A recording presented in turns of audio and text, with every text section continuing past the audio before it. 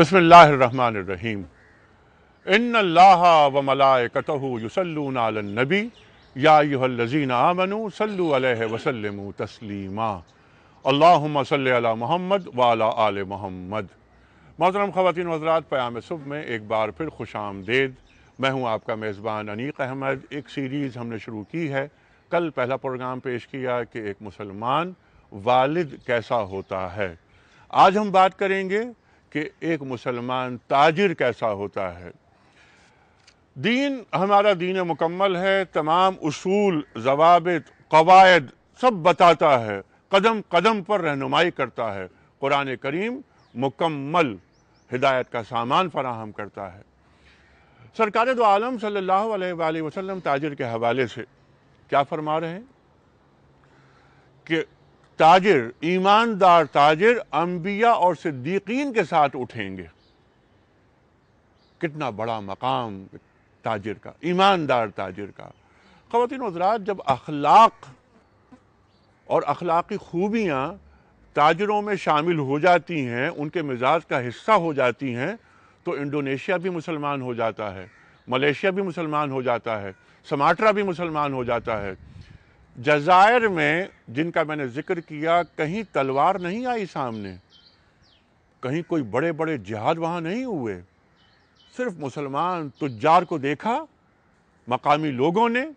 اتنی خوبیاں، یہ زبردست خوبیاں، یہ اتنے اچھے ہیں تو ان کا دین کتنا اچھا ہوگا۔ خواتین و حضرات، تاجر دین کے نمائندے ہوتے ہیں اپنے کردار کے ذریعے کہ میں مسلمان ہوں تو میں ذخیرہ اندوزی نہیں کروں گا، میں جھوٹ نہیں بولوں گا، میں دھوکہ دہی نہیں کروں گا۔ سرکار دو عالم صلی اللہ علیہ وآلہ وسلم ایک بازار سے گزر رہے تھے، ایک شخص گیہوں بیچ رہا تھا۔ آپ نے اپنا دست مبارک اس گیہوں کی بوری میں ڈالا، نیچے گیہوں گیلی نکلی۔ آپ نے فرمایا، من غشا فلیس منا، جس نے ملاوٹ کی وہ ہم میں سے نہیں۔ خواتین و حضرات، بات کریں گے کہ ایک مسلمان تاجر کیا ہوتا ہے، اور سرکار دو عالم صلی اللہ علیہ وآلہ وسلم اپنے امتی مسلمان کو، امتی تاجر کو کیسا دیکھنا چاہتے ہیں۔ پروگرام کا آغاز کرتے ہیں اللہ تعالیٰ کے بابرکت کلام سے۔ سورہ نساء کی آیت نمبر 29 تلاوت کرنے کا شرف حاصل کر رہا ہوں۔ اعوذ باللہ من الشیطان الرجیم۔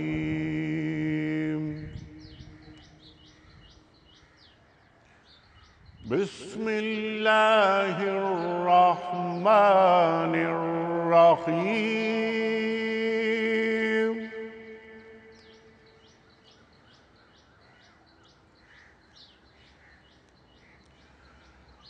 یا ایھا الذین آمنوا لا تأکلوا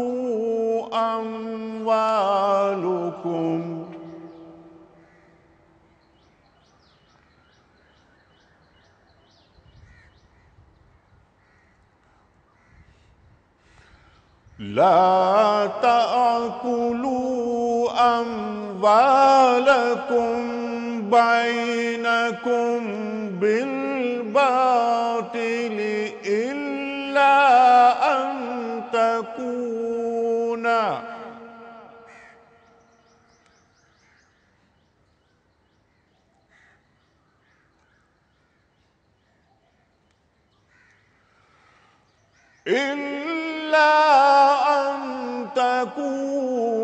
تجارة عن تراض منكم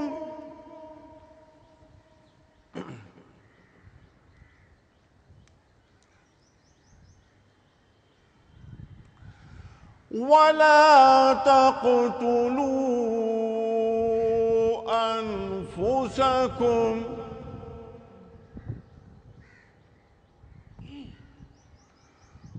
ولا تقتلوا أنفسكم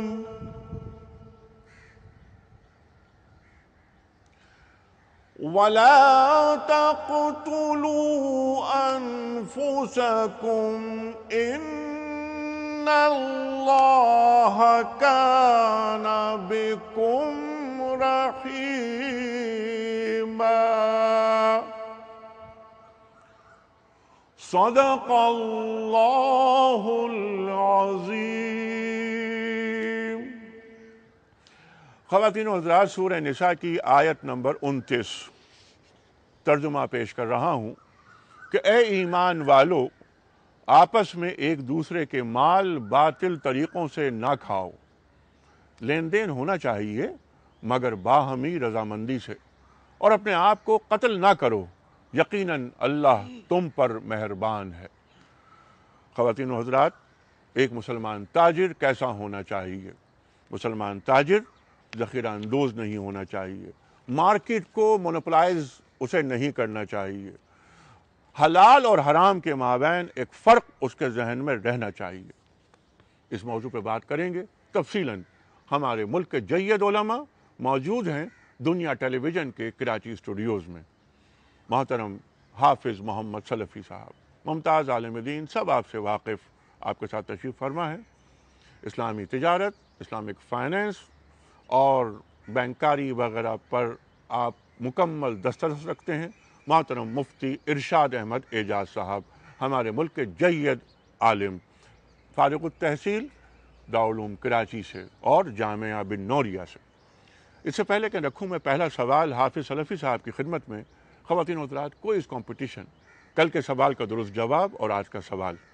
کل سوال ہم نے یہ رکھا تھا کہ اللہ تعالیٰ کے حکم سے قرآن کریم کس فرشتے کے ذریعے نازل ہوا؟ صحیح جواب حضرت جبرائیل علیہ السلام۔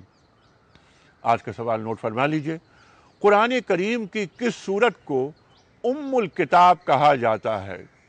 قرآن کریم کی کس سورت کو ام الکتاب کہا جاتا ہے؟ تین آپشنز، سورہ فاتحہ، سورہ بقرہ یا سورہ توبہ۔ صحیح آپشن روانہ فرمانے کے لیے ہمارے فون نمبرز ہیں 02134300981 اور 982، ہمارا ایس ایم ایس کا نمبر 3031۔ اگر آپ اپنا درست آپشن روانہ کرنا چاہیں ای میل کے ذریعے تو ہمارا ای میل ایڈریس ہے ps@dunyatv.tv۔ خواتین و حضرات، کوئز کمپٹیشن چھوٹا سا ایک یہ مرحلہ ہوتا ہے، روز ایک سوال رکھتے ہیں ہم، خاص طور پہ یوتھ سے مخاطبت ہوتی ہے ہماری کہ دینی معلومات بڑھیں، فروغ ہوں انہیں۔ پروگرام کے آخر میں قرآن اندازی ہوتی ہے اور کسی ایک خوش نصیب کی خدمت میں دنیا ٹی وی کی جانب سے ہم کتابوں کا تحفہ روانہ کرتے ہیں، دینی کتابوں پر مشتمل ہوتا ہے وہ تحفہ۔ پروگرام کا آغاز حافظ محمد سلفی صاحب سے۔ حافظ صاحب، انٹرو میں نے مسلمان تاجر کے حوالے سے کچھ کہنے کی کوشش کی، آپ ذرا ڈیٹیل میں ذرا بات کیجئے، بتائیے ہمیں کہ ایک مسلمان تاجر ہوتا کیا ہے، ہمارا دین ایک تاجر کی خوبیاں اور اوصاف کون سے تعلیم کر رہا ہے؟ بسم اللہ والصلاة والسلام علی رسول اللہ وبعد۔ یہی تو خوبی ہے ہمارے دین کی کہ اس نے زندگی کے ہر مرحلے کے بارے میں اتنی ٹھوس، اتنی مکمل اور اتنی مفید ہدایات، ارشادات، تعلیمات بتائی ہیں کہ جس کی موجودگی میں ہمیں دنیا کے کسی نظام، چاہے وہ اشتراکی ہو یا مالی ہو، کسی بھی قسم کے اور فلسفے کی زندگی گزارنے کے لیے اسلام کے علاوہ ضرورت نہیں۔ اس بات کو سمجھ لینے کے بعد کہ اسلام ایک مکمل ضابطۂ حیات ہے اور زندگی کے ہر مرحلے کے بارے میں وہ اتنی ٹھوس، اتنی مکمل ہدایات ارشاد فرماتا ہے سبحان اللہ، کہ اس پر عمل پیرا ہونے کے وجہ سے انسان دنیا میں ایک نمونہ انسانیت بن جاتا ہے۔ واہ، ابھی آپ نے اشارہ فرمایا کہ دنیا کے وہ بڑے بڑے جزیرے جسے انڈونیشیا کے نام سے یاد کیا جاتا ہے، مالی کے نام سے یاد کیا جاتا ہے، سماترا کے نام سے یاد کیا جاتا ہے، اور بہت بڑی آبادی مسلمانوں کی وہاں آباد ہے، ان کے اسلام لانے کے اسباب و علل میں یہ بنیادی بات تھی کہ مسلمان عرب تاجر جب تجارت کی غرض سے اس خطے میں گئے اور انہوں نے اسلامی طریقے سے انصاف کو بروئے کار لا کر حلال اور حرام کے پیمانوں کو پرکھ کر تجارت کی تو وہاں کے لوگوں کے دل جیت لیے.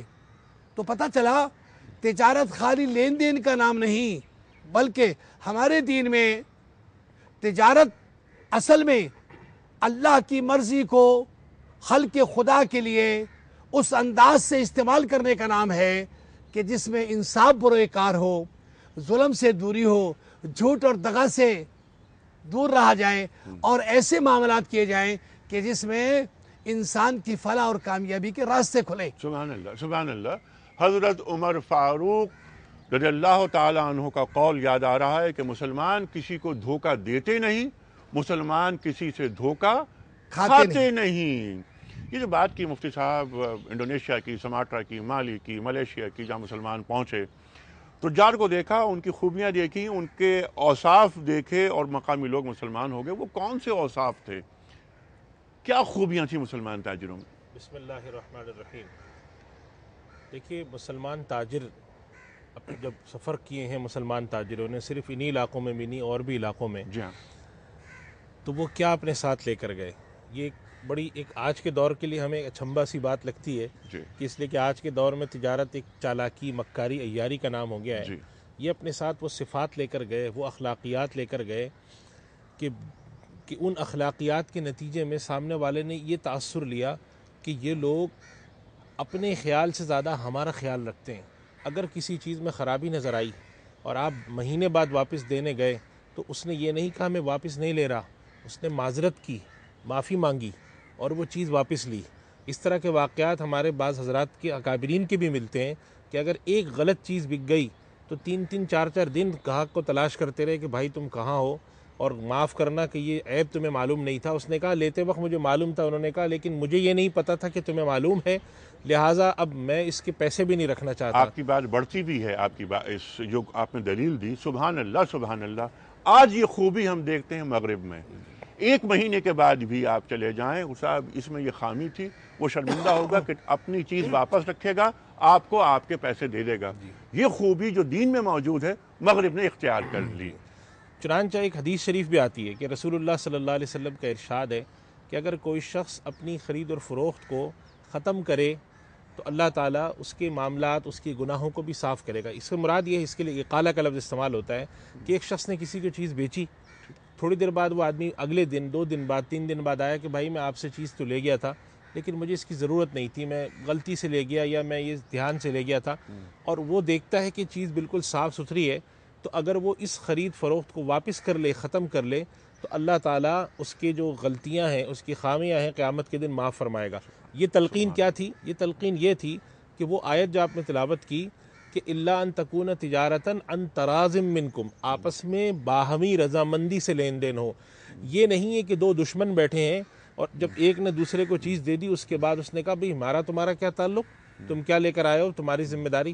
تو وہ ایک نظام اخلاق. اب ہمارے یہاں دشواری یہ ہے کہ صرف تاجر ہی کے ساتھ معاملہ نہیں ہے، بلکہ ہمارے یہاں جو خریدار ہے اس کی پوری کوشش ہوتی ہے کہ وہ تاجر کو دھوکہ دے دیں اور تاجر کی کوشش ہوتی ہے کہ خریدار کو دھوکہ دے دیں. تو نتیجہ کیا نکلتا ہے کہ ایک چھینا جھپٹی کی کیفیت ہے.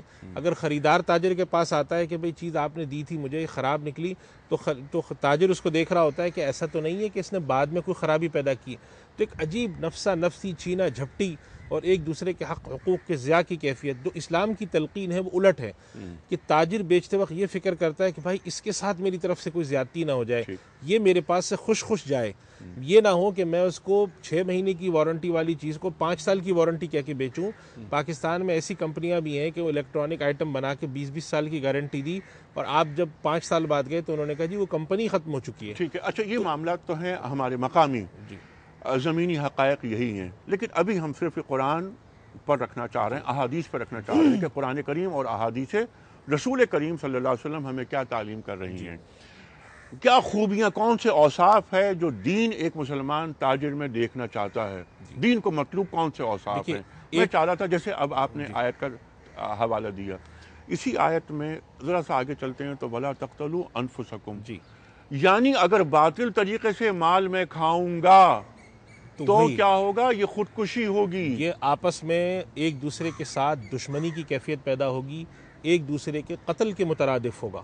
یعنی ایک تاجر اگر باطل طریقے سے مال کھا رہا ہے تو وہ سامنے والے کو تو قتل کر رہا ہے، معاشی قتل ہو رہا ہے اس کا، اپنے آپ کو بھی اپنے آپ کو بھی، اخروی لحاظ سے اپنے آپ کو بھی کر رہا ہے۔ حرام خوری اور حرام کاری کے اثرات نسلوں میں منتقل ہوتے ہیں۔ بالکل منتقل ہوتے ہیں۔ کون سے خوبیاں ایک مسلمان تاجر میں ہمارا دین دیکھنا چاہتا ہے سلفی صاحب؟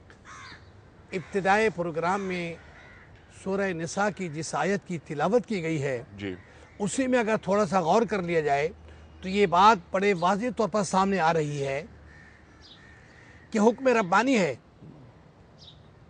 کہ مال کو آپس میں حلال طریقے سے کھانا اور رضامندی سے بیع و شراء کرنا۔ ساتھ ہی اس آیت اختتام میں یہ فرمایا ہے کہ وَلَا تَقْتُلُوا أَنفُسَكُمْ إِنَّ اللَّهَ كَانَ بِكُمْ رَحِيمًا۔ اگر اس طریقے کو نہ اپنایا، یعنی حلال طریقے سے لین دین نہ کیا، تو تم اپنے آپ کو بھی مار رہے ہو اور سامنے والے کی بھی ایکسپلائٹیشن کر رہے ہو، ٹھیک ہے، اور معاشرے کو بھی قتل کر رہے ہو۔ تو پتہ چلا کہ اسلام میں انصاف کو بروئے کار لا کر تجارت کرنا ہی مطلوب ہے، اور اس کے خلاف کرنے والا نہ صرف یہ کہ معاشرے میں برائی پھیلا رہا ہے بلکہ وہ اپنے آپ سے بھی برائی کر رہا ہے۔ یعنی ناانصافی سے خرید فروخت کرنے کی وجہ سے اس پر جو حقوق کی پامالی کا الزام آتا ہے اس کی وہ سزا دنیا میں بھی بھگتے گا اور آخرت میں بھی اس کو اس کا بدلہ سزا کے طور پر دیا جائے گا۔ تو پتہ چلا کہ خالی تجارت کرنا مقصود نہیں، انصاف کو برائے کار لا کر تجارت کرنا اسلامی طریقہ شعار ہے اور اسلامی طریقہ نظام ہے، اور اسی کو اپنانے کے لیے ہمیں ہدایت کی گئی ہے بحیثیت مسلمان۔ اور یہ بات آپ ہی نے ذکر فرمائی ہے ابتدائی پروگرام میں کہ اللہ کے رسول صلی اللہ علیہ وسلم نے امین امانت دار تاجر کے مقام کو اتنا بڑا فرمایا کہ التاجر الامین مال انبیاء والصدیقین والشہداء والصالحین۔ ایماندار تاجر کا مقام قیامت میں وہاں ہوگا جہاں نبیوں کی کرسیاں ہوں گی، جہاں شہداء موجود ہوں گے، جہاں صالحین کی لسٹ بنی ہوگی۔ تو اس سے بڑھ کر کس کو اعزاز ملے گا کہ وہ اپنی زندگی میں تجارت اس انداز سے کرے کہ اس میں انصاف کو بروئے کار لائے، شریعت کے اصولوں کو پابندی کرے، اور اپنا مقام لوگوں کی نظر میں تو یقیناً ہوگا لیکن آخرت میں بھی اتنا اعلیٰ مقام نصیب ہوگا کہ انبیاء کی فہرست میں، انبیاء کے درجات میں اس کو رکھا جائے گا۔ یہ انبیاء، صدیقین، شہداء، صالحین، ان میں شامل ہونے کے لیے ایک تاجر کو کیا کرنا چاہیے؟ رسول اللہ صلی اللہ علیہ وسلم نے تو بڑا آسان نسخہ بتایا، سچائی اور امانت داری۔ امانت داری کا کیا مطلب ہے؟ امانت داری کا مطلب ہے کہ اپنے ساتھ اور سامنے والے کے ساتھ خیر خواہی کرنا، اور جو بات بالکل دیانت داری کے ساتھ سمجھ میں آتی وہ بیان کرنا۔ قرآن کریم میں اللہ سبحانہ و تعالیٰ نے ایک موقع پر سورۃ الاحزاب میں ایک آیت ارشاد فرمائی ہے جو کہ ہم نکاح کے خطبے میں بھی پڑھتے ہیں، وہ بہت ہی واضح آیت ہے جو کہ عمومی معاملات کے لیے اللہ سبحانہ و تعالیٰ فرماتے ہیں یا ایھا الذین آمنوا اتقوا اللہ وقولوا قولا سدیدا۔ سبحان اللہ، اللہ سے ڈرو اور سیدھی بات کہو۔ اس کے نتیجے میں اللہ تعالیٰ نے دو باتیں بڑی زبردست ارشاد فرمائیں، دو انعامات دے گا۔ یصلح لکم اعمالکم، تمہارے کام اچھے کر دے گا، ویغفر لکم ذنوبکم، چھوٹی موٹی انسانی کوتاہیاں معاف کر دے گا۔ تو اتنا بڑا انعام ہے سیدھی بات کرنے میں۔ تو سچا تاجر جو ہوتا ہے، امانت دار تاجر جو ہوتا ہے، وہ درست اور سیدھی اور مخلصانہ بات کرتا ہے۔ ایک شخص اس کے پاس آتا ہے کہ مجھے یہ چیز لینی، میری ضرورت ہے، وہ چیز اس کی ضرورت کی نہیں ہے لیکن وہ اس کی ضرورت کی چیز برابر میں ملتی ہے، تو وہ کہے گا بھائی سچی بات یہ ہے کہ تمہاری ضرورت کی چیز میرے پاس نہیں ہے، تم برابر سے لے لو۔ یہ نہیں کہ وہ کہے کہ بھائی تمہاری ضرورت کی چیز جو ہے وہ میرے ہی پاس ہے، جو اپنی چیز ہے وہ اس کے سر پہ منڈ دی تاکہ اس لیے کہ کسی طرح میرا کام بن جائے۔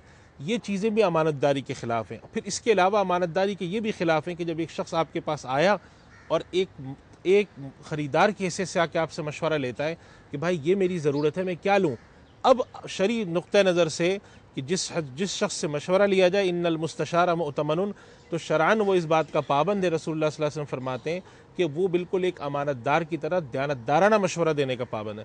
تو تاجر وہ ہے جو اپنی چیز بھی بیچے، سامنے والے کی ضرورت کا خیال بھی کرے، اور اس کے ساتھ رضامندی سے بھی بیچے، اور آسانی اور سہولت اور نرمی اور نرم خوئی کا معاملہ کرے۔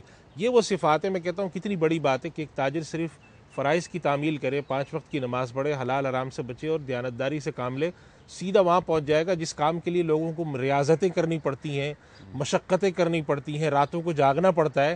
آپ صلی اللہ علیہ وسلم نے یہ نہیں فرمایا کہ وہ تہجد گزار تاجر جو ہے، آپ نے فرمایا سچا تاجر، امانت دار تاجر۔ تو اگر وہ صرف فرائض پورے کر لے، نماز روزے کا اہتمام کر لے، بڑے گناہوں سے بچ جائے، اور صرف وہ کام جس سے اس کی دنیا چلنی ہے اس کو اصول سے کر لے، تو اللہ تعالیٰ اس کو وہاں پہنچا دیتا ہے جن کے بارے میں قرآن میں خود اللہ سبحانہ وتعالیٰ فرماتے ہیں وَحَسُنَ أُولَٰئِكَ رَفِيقًا، کہ ان لوگوں کیا خوب ہیں یہ لوگ رفاقت دار اور ساتھی، ان تک پہنچا رہا ہے اللہ سبحانہ وتعالیٰ۔ تو یہ ہمارے دین کی جو ایک بہت بڑی خصوصیت ہے، اور یہ اللہ تعالیٰ نے اس امت پہ بھی انعام فرمایا ہے، پچھلی امتوں پہ تو تھا، اس امت پہ خصوصی ہے کہ یہ دنیا کا کام بھی اگر دیانتداری اور ڈھنگ ٹھکانے سے کرتے ہیں تو اللہ تعالیٰ اس کا اجر ان کو دین کے رخ پہ بھی عطا فرماتا ہے۔ سبحان اللہ، سبحان اللہ، یہ ہیں خوبیاں جو دین کو مطلوب ہے ایک مسلمان تاجر سے۔ خواتین و حضرات، اس وقت ہمیں جانا بریک کی جانب، جب واپس آئیں گے تو بات جہاں کٹ رہی ہے وہیں سے بات شروع ہوگی۔ ایک پیکج بھی ہم آپ کو دکھائیں گے، اور خواتین و حضرات ایک بات میں عرض کروں کہ ہم نے بڑے پیکیجز آپ کو دکھائے، بلکہ ہم نے زندگی میں بہت سارے پیکیجز بھی بنائے اور پیش کیے۔ ہوتا یہ ہے عام طور پر، اور ہوتا یہ رہا کہ جو پیکیجز ہم دیتے ہیں تو اس میں مکسڈ آرا، مخلوط آرا آتی ہیں سامنے، لیکن یہ ایک پیکیج ہم نے ایک سوال یہ رکھا تھا کراچی کی سڑکوں پر کھڑے ہو کر عوام سے کہ ایک مسلمان تاجر کے بارے میں آپ کی کیا رائے ہے۔ 100%، 100% افراد کی رائے یہ ہے کہ معاشرے سے ایمانداری ختم ہو گئی۔ کسی ایک شخص نے بھی یہ نہیں کہا۔ اس پر میں شرمندہ ہوں کہ میں کس شہر میں رہتا ہوں، میں کس ملک میں رہتا ہوں۔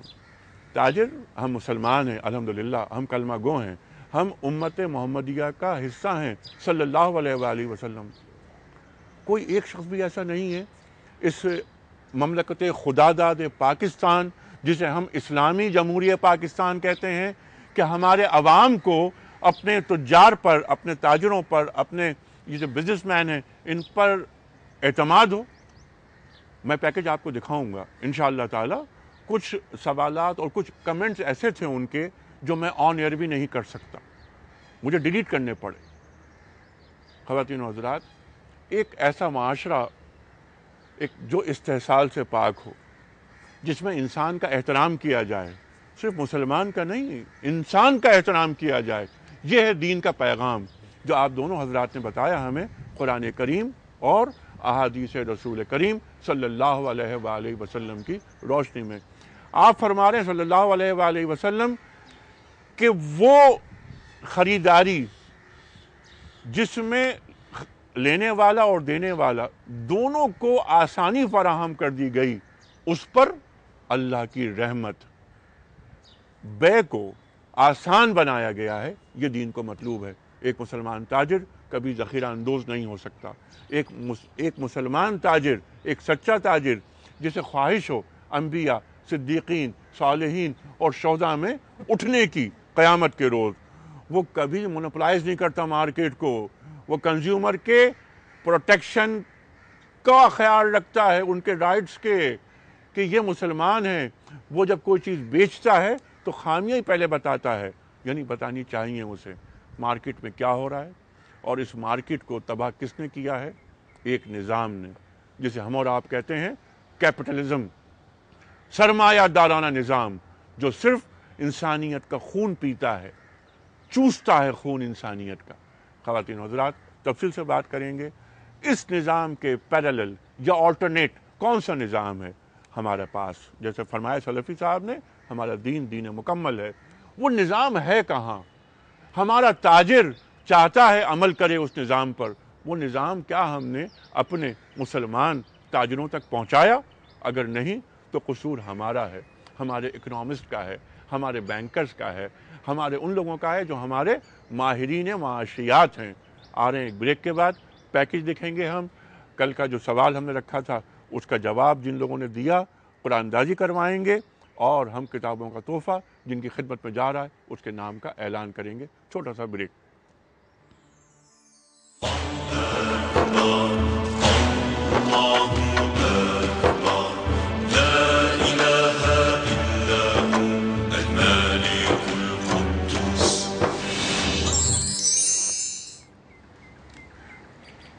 ویلکم بیک خواتین و حضرات. پیام صبح میں ایک بار پھر خوش آمدید.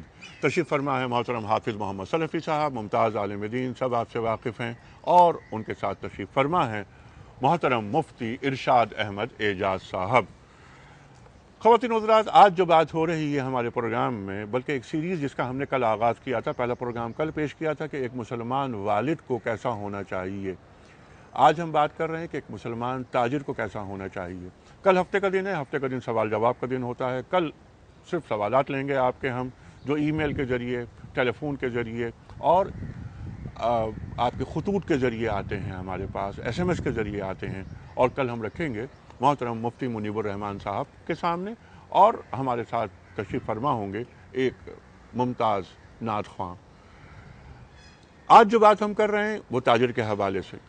منڈے کو ہم بات کریں گے کہ ایک مسلمان ماں کو کیسا ہونا چاہیے، اور اسی طرح ہم آگے بڑھیں گے کہ ایک مسلمان بھائی کو کیسا ہونا چاہیے، ایک مسلمان دوست کو کیسا ہونا چاہیے، ایک مسلمان پڑوسی کو کیسا ہونا چاہیے دین کی روشنی میں، قرآن کریم کے اصولوں کی روشنی میں، اور ایک حاکم کو، حکمران کو، قائد کو کیسا ہونا چاہیے، نیز ایک مسلمان سپہ سالار کو کیسا ہونا چاہیے، ایک مسلمان جج کو کیسا ہونا چاہیے، منصف.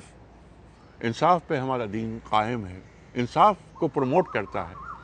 خواتین و حضرات، تفصیل سے بات ہوگی. کل کے سوال کا درست جواب، اس کے بعد قرآن اندازی صحیح جواب بھیجنے والوں کے مابین، اور آج کا سوال میں رکھوں گا آپ کی خدمت میں. کل سوال ہم نے یہ رکھا تھا کہ اللہ تعالیٰ کے حکم سے قرآن کریم کس فرشتے کے ذریعے نازل ہوا؟ صحیح جواب حضرت جبرائیل علیہ السلام. آج کا سوال نوٹ فرما لیجئے. قرآن کریم کی کس سورت کو ام الکتاب کہا جاتا ہے؟ قرآن کریم کی کس سورت کو ام الکتاب کہا جاتا ہے؟ 3 آپشنز: سورہ فاتحہ، سورہ بقرہ یا سورہ توبہ. ٹیلی فون نمبرز جن پر آپ کالز بھی کرتے ہیں اور اپنے درست جوابات بھی لکھواتے ہیں، کالز کر کے پروگرام میں بھی شامل ہو سکتے ہیں. ٹیلی فون نمبرز ہیں ہمارے 021-343-00981 اور 982. E mail address ps@duniatv.tv. ایس ایم ایس کا نمبر 3031. خواتین و حضرات، پہلے قرآن اندازی پھر پیکج. مفتی صاحب ایک پرچی نکال کر آپ محترم سلفی صاحب کو عنایت کر دیجئے. سلفی صاحب کون خوش نصیب ہیں؟ جناب شمس الدین انصاری، کراچی. شمس الدین انصاری صاحب کراچی سے آپ کی خدمت میں کتابوں کا تحفہ دنیا ٹی وی کی جانب سے ہم پیش کر رہے ہیں. شوکت صاحب پیکج دکھائیے. میرے خیال میں مسلمان تاجر کو ایسا ہونا چاہیے جو ایماندار ہو، دیانتداری سے اپنا کام کرے. اس وقت جو حالات ہیں اس حساب سے تو تاجر سب اپنے اپنے میں ہیں. مسلمانی طریقے پہ کوئی بھی نہیں ہے، کوئی تاجر ہے، کوئی بھی ہے، کوئی مسلمانی طریقے میں نہیں ہے. آج کے تاجر میں کہوں گی اگر کامیاب ہے وہ ایماندار نہیں ہے، اگر ناکام ہے تو پھر وہ ایماندار ہے. مسلمان تاجر تو مسلمان بھائیوں کو ہی لوٹ رہا ہے. سب کوئی بیٹھے ہوئے اپنے پیٹ کے لیے، لوٹنے کے لیے بیٹھے ہوئے ہیں. ہمارے پیغمبر صلی اللہ علیہ وسلم کے جب دور میں تجارت ہوتی تھی تو اس میں بڑی ایمانداری اور دیانتداری ہوتی تھی. آج کا تاجر یہ صرف چاہتا ہے کہ مجھے صرف نفع ہی نفع ملے، نقصان نہ ہو. اگر اس تاجر اسلامی ہوگا تو وہ نفع کو اور منافع کو چھوڑ کر کسی کا خیال رکھنا بھی چاہے گا. لیکن یہاں پر آج کل جو ہو رہا ہے، تاجر حضرات جو ہیں وہ صرف اپنا منافع دیکھ رہے ہوتے ہیں. آپ اپنا پروفٹ رکھیں، صحیح بات ہے، آپ کا حق ہے، لیکن آپ ناجائز نہ لیں، جائز لیں. حضرت شعیب علیہ السلام کی قوم پر عذاب آیا ہے کم تولنے پر. تاجر کو ایسا ہونا چاہیے کہ جیسے ہمارے نبی نے تجارت کری. ابھی آج کل کے دور میں کیا سلسلہ ہے کہ آپ کا جو تاجر ہے وہ تو نبی کریم صلی اللہ علیہ وسلم کو بھول چکا ہے. تجارت جو ہے وہ لٹیروں اور چوروں کے ہاتھ میں آ چکی ہے. وہ والے تاجر ہی نہیں ہیں جو ایک ہونا چاہیے تھا. تاجر حضرات اگر یہ سودی نظام سے اگر بچیں گے تو خود بخود ہی سارا نظام ان کا اللہ تعالیٰ اس میں برکت ڈال دے گا، ساری چیزیں صحیح ہوتی رہیں گی. آج کے تاجر تو سر بس جیسے سمجھ لی چور ہے، سیم تاجر ہے. تاجر اور چور میں کوئی فرق نہیں ہے. ویلکم بیک خواتین و حضرات. آخری کمنٹ آپ نے سنا ان خاتون کا کہ آج کے تاجر اور چور میں کوئی فرق نہیں. یہ ہمارے لیے لمحہ فکریہ ہے. کیسی عجیب بات ہے, کیسے عجیب کمنٹس ہیں. جو گفتگو فرمائی ہمارے دونوں معزز علماء کرام نے قرآن کریم کی روشنی میں, دینی اصولوں کی روشنی میں, اگر ایسا معاشرہ جو قرآن کو مطلوب ہے ہوتا تو اس طرح کے کمنٹس ہمیں سننے کو نہیں ملتے. ایک اور کمنٹ آیا جس پر ذرا سا مجھے اعتراض ہے. ایک صاحب نے کہا کہ آج کا تاجر نبی کریم صلی اللہ علیہ وآلہ وسلم کو بھول چکا ہے. نہیں, مسلمان کبھی نہیں بھول سکتا اپنے رسول کو. لیکن جب اللہ تعالیٰ کے احکامات اور اللہ کے رسول صلی اللہ علیہ وسلم کے احکامات پہ عمل کرنے کا وقت آتا ہے تو وقتی طور پر وہ پیچھے ہٹ جاتا ہے. آج انہی تاجروں کو دیکھیں آپ. پاکستان میں سب سے زیادہ چیریٹی ہوتی ہے. پاکستان وہ ملک کہ جہاں 43% لوگ تھے غربت کی سطح تک پہنچ گئے تھے. اب یہ گراف بڑھ کر UN کی رپورٹ یہ آئی ہے کہ 50% ہو گئے ہیں. پیٹ بھر کے کھانا نہیں ہے ان کے پاس. UN کہتا ہے کہ 50% لوگ وہ ہیں پاکستان میں جن کے پاس $2.25 یعنی تقریباً $250 روز وہ کما نہیں سکتے. اس کے باوجود جب غریب کی مدد کرنی ہوتی ہے تو یہی کراچی کے لوگ, یہی پاکستان کے لوگ نکلتے ہیں باہر. یہ کیا وجہ ہے؟ یہ ایک ڈائیکاٹمی ہے. یہ کیوں ہے؟ ایک تاجر کو دین کا نمائندہ ہونا چاہیے. سلفی صاحب, میں چاہتا ہوں اس پہ ذرا بات کریں. کون سی رکاوٹ آتی ہے ان مسلمان تاجروں کی نفسیاتی مجبوری کیا بنتی ہے کہ وہ جب میدان عمل میں آتے ہیں, اپنی دکان پر بیٹھتے ہیں, ایک پنکچر لگانے والا آپ اسے ٹائر دے دیں اور کہیں کہ میں ابھی آتا ہوں گھوم کر آدھے گھنٹے کے بعد, تو جو 2 پنکچر تھے وہ 5 ہو جائیں گے. اگر آپ کھڑے رہیں گے مفتی صاحب تو وہ 2 رہیں گے. کچھ کالرز ہیں, ان کی کالز لیتے ہیں, پھر بات کو آگے بڑھائیں گے. السلام علیکم. وعلیکم السلام. جناب والا احمد صاحب, اعجاز مظفر عرض کر رہا ہوں کراچی سے, ابو الحسن عثمانی روڈ. جناب والا فرمائیے. میرا سوال یہ ہے جناب علی کہ ایک مسلمان تاجر کے لیے کتنے % منافع جائز ہے؟ کتنے %؟ ایک سوال تو یہ ہو گیا. جی. اور دوسری بات یہ ہے کہ آج کل جو ہمارے تاجر جو باتیں کرتے ہیں نا اپنے کموڈیٹیز کو بیچنے کے لیے, جی, اور کلمہ تک پڑھ لیتے ہیں اور قسم تک کھا لیتے ہیں, جی, چھوٹی سی چیز کو بیچنے کے لیے, جی, اور حالانکہ وہ چیز جو ہے اس کی اتنی اہمیت نہیں ہوتی. ٹھیک ہے. تھوڑے سے منافع کے لیے وہ قسم تک کھا لیتے ہیں, کلمہ پڑھ لیتے ہیں, ان کے لیے کیا حکم ہے؟ ٹھیک ہے, ٹھیک ہے. رکھتے ہیں سوالات معزز علماء کے سامنے. پہلا سوال یہ, منافع کتنے % جائز ہے؟ ایک بات اس میں ایک سوال اور ایڈ کر دیتا ہوں, اس منافع کی شرح کا تعین کون کرے گا؟ بنیادی بات, شریعت نے تجارت کے احکام اور اصول واضح طور پر بیان کر دیے, قرآن پاک میں بھی اور فرمان محمد مصطفیٰ میں بھی. اچھا. لیکن وہاں کوئی قید اور شرط نہیں لگائی کہ فلاں چیز پر اتنا منافع کھانا اور فلاں چیز پر اتنا منافع کھانا. ٹھیک. یہ ضرور بتا دیا کہ سامنے والا گاہک اس کی ضرورت کو ملحوظ رکھے اپنے منافع کے ریشے کو انصاف پر مبنی ٹھہرانا. ٹھیک ہے. تو پتہ چلا وہ کون طے کرے گا؟ ایک بات یہاں میں ایک حدیث کا حوالہ دینا مناسب سمجھتا ہوں, اور وہ یہ کہ اللہ کے رسول صلی اللہ علیہ وسلم ایک صحابی کو کہا مجھے بکری کی ضرورت ہے, ایک بکری خرید لا دو بازار سے, یہ 2 درہم لے لو.